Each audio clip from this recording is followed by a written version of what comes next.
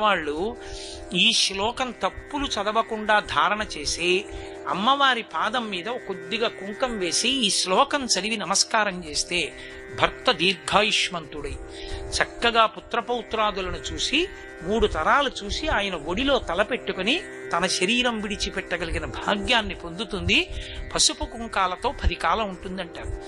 ఇది యథార్థంగా నా జీవితంలో ఒకానొక సందర్భంలో అనుభవంలోకి వచ్చింది ఒక విషయంలో. కానీ వ్యక్తిగత విషయాలు నేను సభావేదికల మీద చెప్పడం నాకు అలవాట్లేదు, అందుకని చెప్పను. అంత గొప్ప శ్లోకం. అందులో శంకరులు అంటారు,